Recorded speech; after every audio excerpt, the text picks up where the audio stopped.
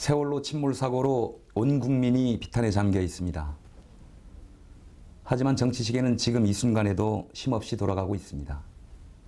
6.4 지방선거가 코앞으로 다가왔습니다.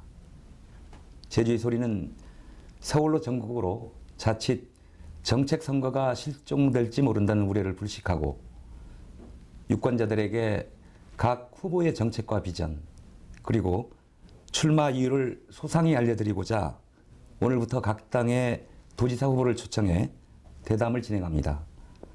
오늘 그 첫 번째 순서로 새누리당 원희룡 후보를 모셨습니다. 안녕하십니까? 네, 안녕하십니까? 선거 전국에 어울리지 않는 질문입니다만은 세월호 전국이다 보니까 이런 질문 안 드릴 수가 없습니다. 공식 선거운동을 중단한다고 하셨는데 요즘 어떻게 지내십니까? 예, 지난 16일에 세월호 참사가 발생한 이후에 저희뿐만 아니라 전국의 모든 정당과 후보자들이 꼭 필요한 활동 외에는 대외적인 선거운동을 중단하고 있습니다. 그래서 저도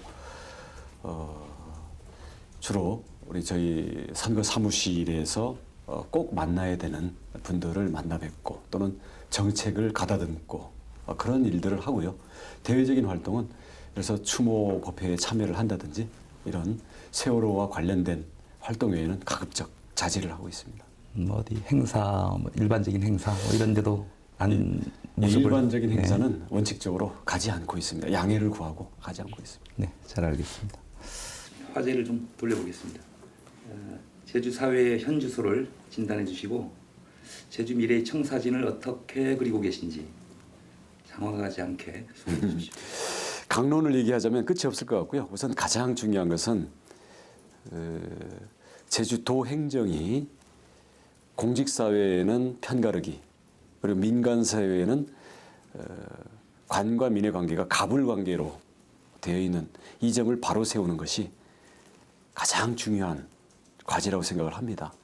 여기서 경제를 키우고 문화를 발전시키고 도민과의 소통, 갈등을 조정하고 이런 것은 행정이 바로 서고 민과 관의 관계가 바로 선 위에서만 가능하다는 거죠.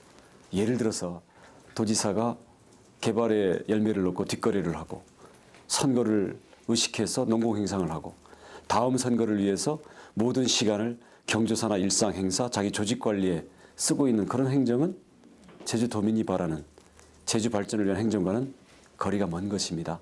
그런 점에서 그동안의 업적과 경험을 존중하고 이어가겠지만 저는 기존의 편가르기와 이해관계에서 자유로운 것이 장점이라면 장점입니다.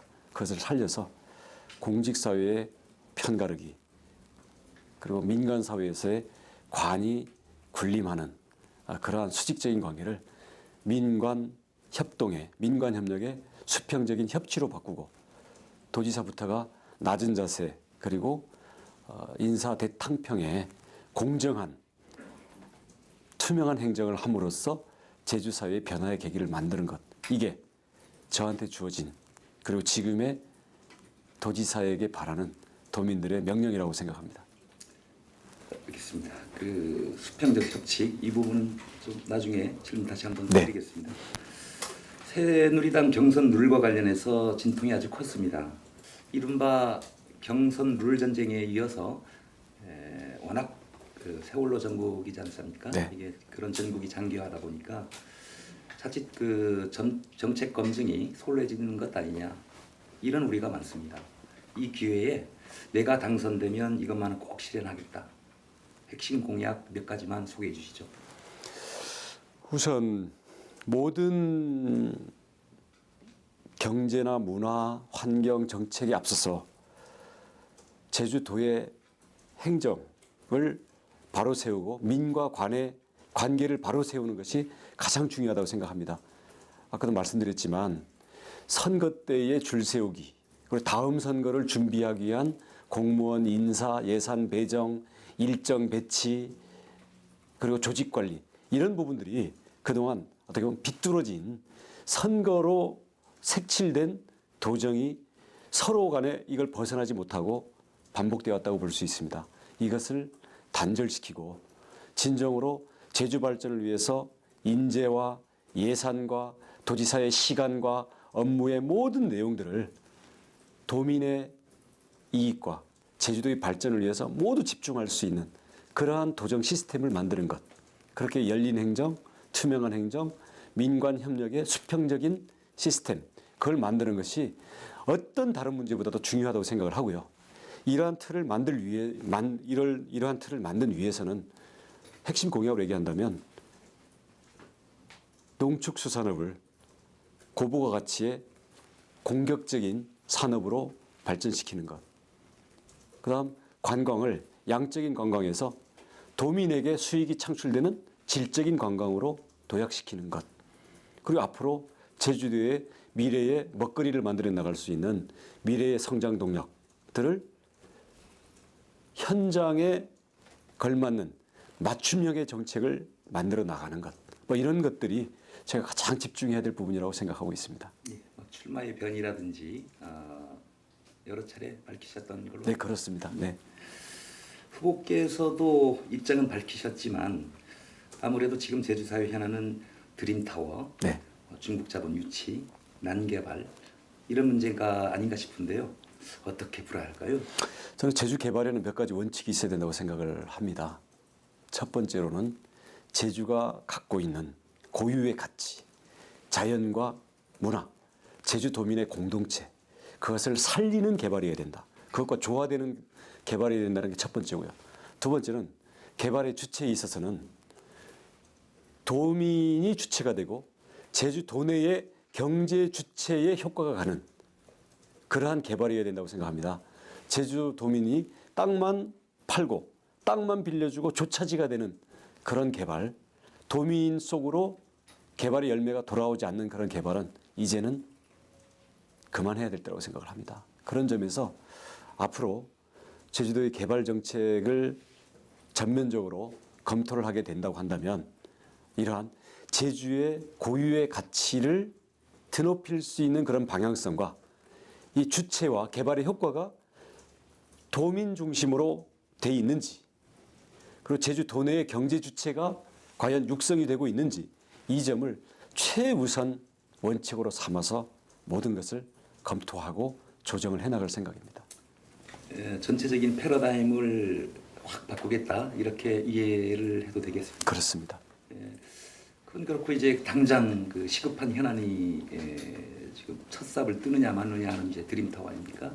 후보께서도 한때가 아니고 그런 의견을 표명하신 걸로 알고 있습니다. 정식 차기 도정으로 넘겨라. 정식 그 보도 자료를 통해서 차기 도정으로 넘길 것을 요청을 했고요.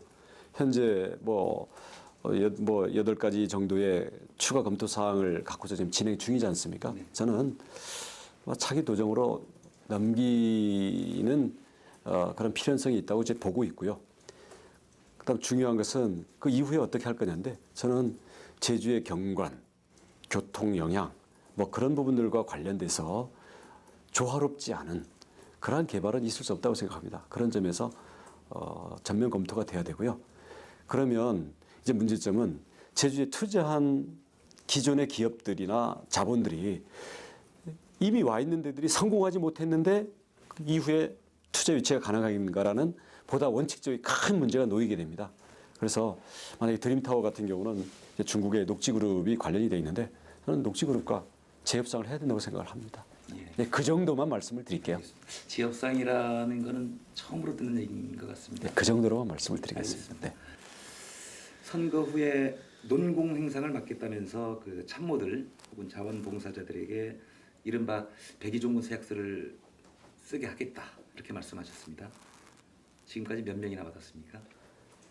백의종군이라고 하셨는데 그 자가 발전으로 뭐 이미 선거는 끝났고 뭐 어느 자리는 누가 하기로 했다라고 뭐 술자리에서라도 얘기하고 있는 사람이 있는지 모르겠는데, 그런 분을 저희한테 신고를 해주시면 그 날짜로 저희가 도민 캠프에서 죄송하지만 출입을 끊어주시도록 정중히 요청하겠습니다.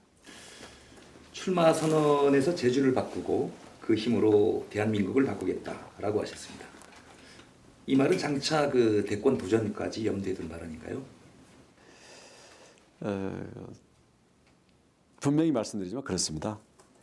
큰 꿈을 갖고 있는 사람은 작은 편가르기와 작은 이익에 매이지 않습니다. 제가 나중에 실제 도전할지 말지는 모르겠습니다.